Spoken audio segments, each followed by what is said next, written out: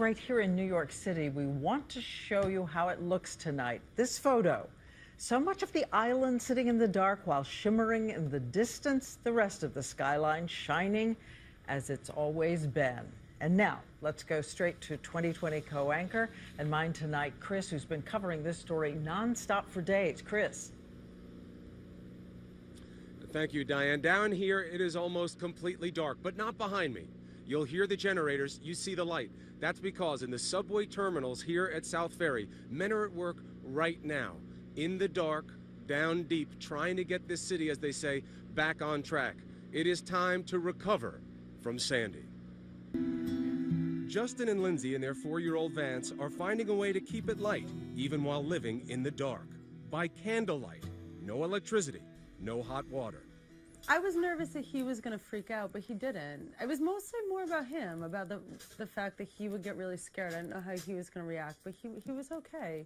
We were with them just hours ago, their story repeated by thousands of New Yorkers a day after Sandy turned Manhattan into a tale of two cities. To judge by Times Square today, Sandy seemed to be more of a myth. But downtown, it's clear the Big Apple took a big hit. Lower Manhattan, normally vibrant and bustling, now looking eerily like something out of a disaster movie. Many of the city's famed skyscrapers now dark, forcing residents like 25-year-old John Chiro to make a 12-story trek home. All right, so this is 12, right? This is 12, here we go. When Sandy slammed into New York City last night, all expectations were shattered. There was more water moving with more force in more directions than was ever foreseen. This is just unbelievable. We're downtown by the towers. The incredible record-setting 14-foot storm surge hit like a liquid fist, punishing Battery Park City, southern Manhattan. Sandy seemed to use darkness as deception. Black roads became black rivers, trapping those left behind, including us. We have found ourselves stuck on an island within an island. We were forced to hunker down in vehicles overnight. And it's not just the water. 70-mile-an-hour winds screamed through the city, collapsing this construction crane mounted on this midtown high-rise. Streets are closed all around, buildings evacuated.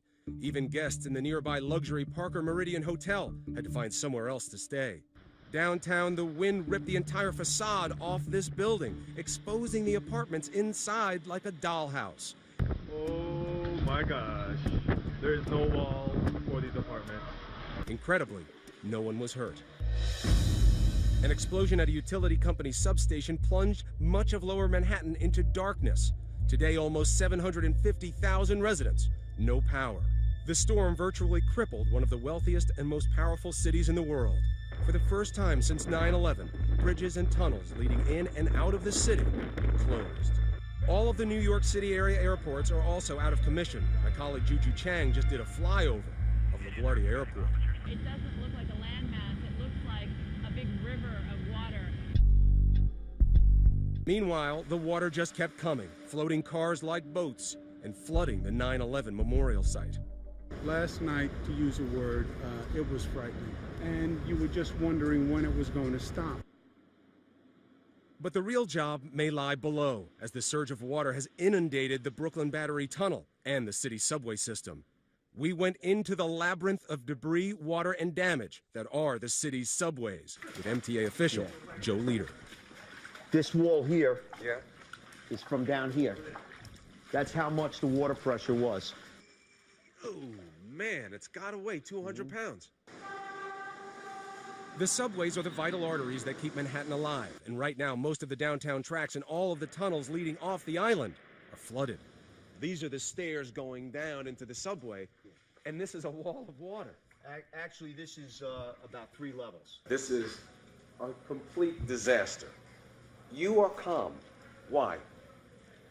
You just roll with the punches. I mean, we know what we can do. We will get the city back as quickly as possible. Hollywood has always had a fascination with the effect of a mass calamity on New York City, from natural disasters to a man-made plague or even an alien invasion.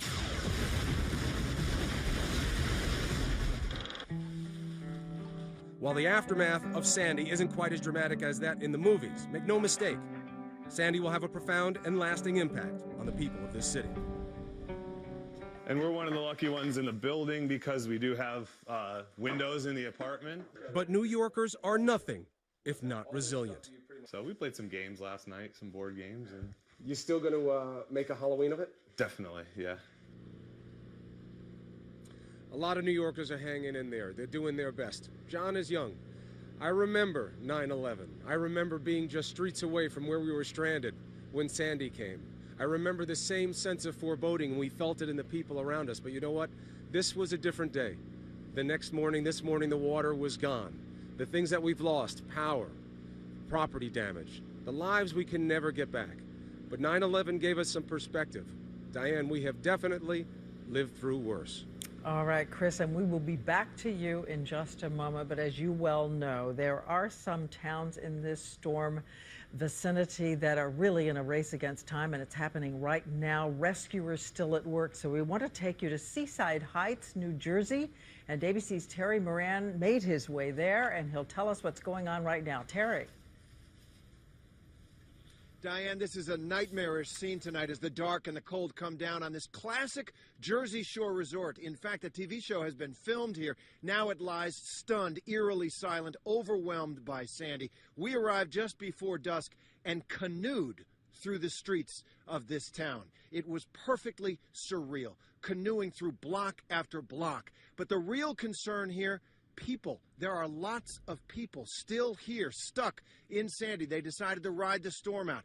People in wheelchairs we saw. We saw children here. And the evacuations have been going all day, but they are still stuck here, and they are scared because they smell gas in the air. There is fuel oil and gasoline on the floodwaters which extend across the town, and they have been told by the fire department, Diane, that there is, in fact, a chance that if something sparks back here, if something ignites, the whole town could blow. It is a dangerous and very difficult situation for, I would say, dozens, maybe scores of people left. Well, we're sure thinking of them tonight.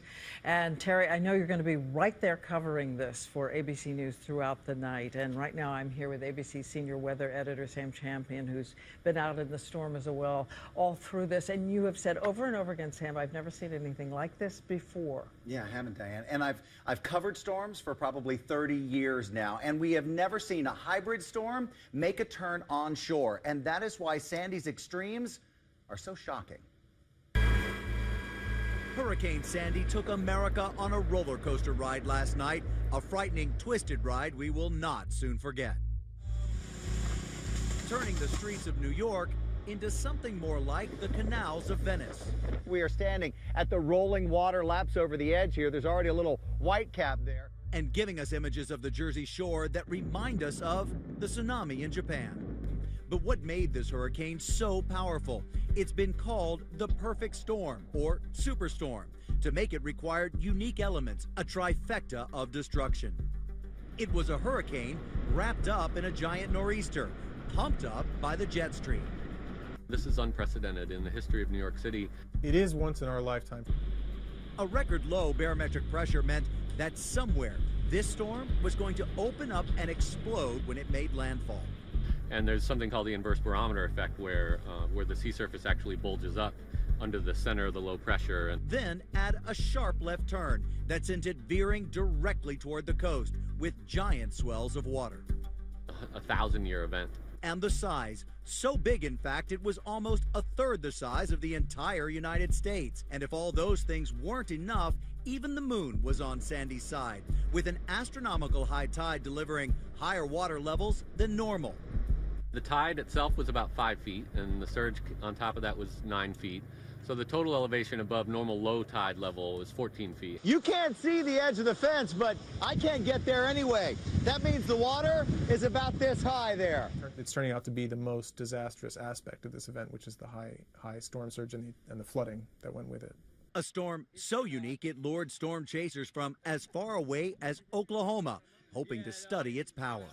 It was really crazy because during the whole event, those few hours when the storm was at its peak, it was like a roar of winds going through the top of the skyscrapers. And it was kind of scary, actually, because we kept having to look up and just make sure there wasn't any debris coming down at us. Dave Holder, a storm chaser from TV and weather.com, had to see it and study it for himself.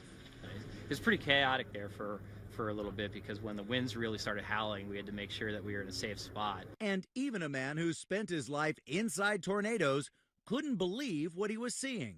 We understand what Mother Nature can do. Although even this storm kind of caught us by surprise, the amount of surge that it actually created. It actually lived up to its hype, I think, this time. Many variables go into creating a big storm, so the size and strength of Hurricane Sandy or any specific storm can't be directly attributed to global climate change. But some say it almost has to play a part. Anyone who says there's not a dramatic change in weather patterns, I think is denying reality. People are wondering why this is happening and if it's a coincidence or if it's climate change.